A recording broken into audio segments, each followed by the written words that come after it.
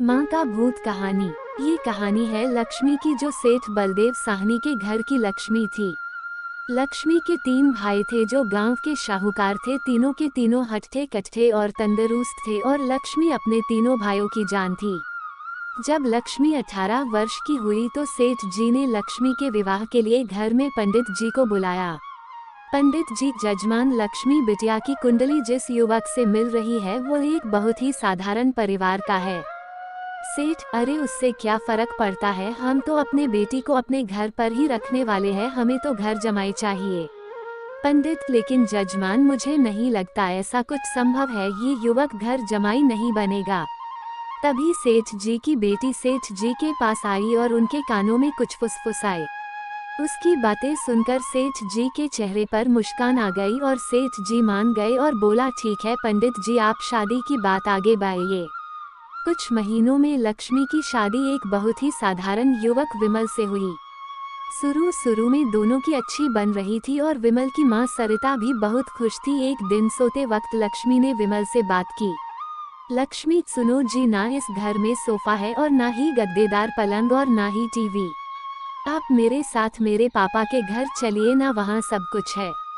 विमल: नहीं लक्ष्मी, अब यही तुम्हारा घर है, तुम्हें इसी घर में रहने की आदत डालनी होगी। उस दिन के बाद लक्ष्मी हर छोटी छोटी सी बात के लिए विमल से झगड़ा किया करती। उनके बीच बात इतनी बिगड़ गई कि अब लक्ष्मी कभी बेलन तो कभी बर्तन फेंक फेंक कर विमल को मारती। सरिता: विमल बेटा, ये क्या है, तुम दोनों ऐसे लड़ क्यों रहे हो? विमल: माँ ये रट लगाए बैठी है कि मैं भी इसके साथ इसके बाप के घर में जाकर रहूं, घर जमाई बनकर, भला मैं ये कैसे कर सकता हम, और इसीलिए हमारी रोज अंबड़ होती है। सरिता: एक काम कर, तू उसे अच्छे से समझा कि अब यही उसका घर है। अगले दिन फिर से लक्ष्मी विमल को अपने साथ घर चलने के लिए जोर डालने लगी। लक्ष्मी: आप मेरे साथ मेरे घर चलिए, आपको यहाँ गरीबों की तरह जीने की कोई जरूरत नहीं है, मेरे पापा के पास सब कुछ है। विमल: मैंने तुम्हें कितनी बार बोला है, मैं घर जमाई नहीं बनना चाहता हूँ। लक्ष्मी: अगर आप खुद से मेरे साथ घर नहीं चलेंगे तो मैं मेरे भाइयों से बोलकर आपको जबरदस्ती यहाँ से उठवा लूंगी। बहू की ये बात सुनकर सरिता को अपने बेटे की चिंता सताने लगी। सरिता: इसके तीनों भाई तो इतने शक्तिशाली हैं, मेरे बेटे का क्या हाल होगा?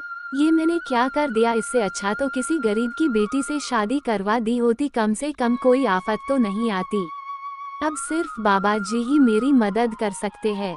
सरिता बहुत दूर एक बाबा जी के पास गई और उन्हें अपनी पूरी डैक भरी दास्तान बताई। सरिता: अब आप ही बताइए बाबा जी, मैं अपने बेटे को बचाने के लिए क्या कर सकती हूँ? बाबा: ये ताकतवर इंसान ऐसे ही होते हैं, हमेशा निर्बल को दबाना चाहते हैं। अब सिर्फ गुफा में रहने वाली डायन ही तुम्हारी मदद कर सकती है, सिर्फ वही तुम्हें ताकतवर बना सकती है जिससे तुम अपने बेटे को बचा सकती हो। सरिता: बाबा जी, मुझे ये डायन कहाँ मिलेगी? बाबा: वो उत्तरी दिशा में मिलेगी, लेकिन उससे मिलने से तुम्हारे प्राण भी संकट में आ सकते हैं। सरिता: अपने बेटे की जान बचाने के लिए मैं कुछ भी कर सकती हूँ। सरिता उत्तरी दिशा में निकल पड़ी और गुफा तक पहुँचते पहुँचते उसे रात हो गई। सरिता: कोई है यहाँ? डायन? क्या आज एक इंसान खुद यहाँ चल कर आया है, वो भी मेरा खाना बनने? सरिता: मैं आपसे मिलने आया हूँ। डायन? मिलने मुझसे? वो भी खुद चलकर? बताओ बताओ क्या बात है? सरिता ने डायन को अपनी शुरू से कहानी सुनाई। फिर डायन बोली, डायन, उपाय तो है लेकिन बहुत कठिन है। सरिता: मैं अपने बेटे को बचाने के लिए कुछ भी कर लूंगी। डायन: तुम्हें मेरा श्राप अपने ऊपर लेना होगा, जिससे मेरी सारी शक्तियां तुम में आ जाएंगी, तब मैं आज़ाद हो जाऊंगी और फिर तुम डायन बनकर यही इस गुफा में रहोगी और ना ही सूरज की रोशनी में बाहर निकल सकोगी, क्योंकि डायन की शक्तियां सिर्फ रात में ही काम करती है। क्या तुम्हें ये मंजूर है? सरिता: विमल को बचाने के लिए अगर मुझे डायन भी बनना पड़े तो मंजूर है। डायन ने कुछ जादू किया और डायन की सारी शक्तियां सरिता में चलती गई और अब डायन आज़ाद होकर एक औरत बन गई और सरिता डायन बन गई थी। यहाँ पूरा दिन हो गया था। विमल ने गांव में जाकर अपनी माँ को ढूंढा, लेकिन माँ कहीं नहीं मिली। रात को वो घर पहुंचा तो फिर लक्ष्मी उस पर भड़क गई। ये सब सरिता अपनी शक्तियों से देख रही थी और फिर सरिता डायन के रूप में वहां पहुंची। सरिता को डायन के रूप में देखकर उसके पैरों से मनो जमीन खिसक गई। सरिता जोर जोर से हंसने लगी। अब जैसे तैसे रात को लक्ष्मी सो गई और सुबह होते ही लक्ष्मी, अभी अपने भाइयों को बताती हूँ कि आपने मुझे बेलन से मारा। लक्ष्मी अपने पाँव दरवाजे से बाहर निकाल ही रही थी कि सरिता ने अपने हाथ लंबे करके लक्ष्मी के पाँव पकड़ लिए। सरिता, अब तुम इस घर के बाहर बिल्कुल भी नहीं जाओगी। एक बार फिर से लक्ष्मी बेहोश हो गई। अब जब भी लक्ष्मी कुछ बेतुका करने जाती थी तो सरिता बीच में आकर अपने बेटे को बचा लेती और लक्ष्मी घर से दुबककर घर के कोने में बैठी रहती। विमल दिन रात अपनी माँ को याद करके रोता। विमल, तू कहाँ है माँ? तू कहाँ चली गई मुझे छोड़कर? सरिता, बेटा विमल, मैं यही हूँ तेरे पास, लेकिन इस डायन के रूप में। ये सब सुनकर विमल बहुत डर जाता है। सरिता, डर मत बेटा, मुझसे तेरा डैक्स देखा नहीं जा रहा था, इसलिए मुझे ये सब करना पड़ा।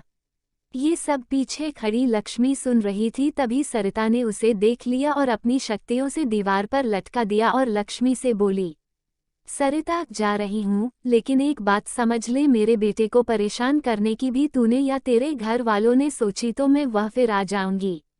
लक्ष्मी, जी जी जी माँ जी, अब मैं इन्हें कभी नहीं परेशान करूंगी, ये जैसा बोलेंगे मैं वैसा ही करूंगी। तभी तो कहते हैं माँ से बढ़कर इस दुनिया में कुछ नहीं है। ऐसे ही कहानी सुनने के लिए हमारे इस चैनल को सब्सक्राइब करें।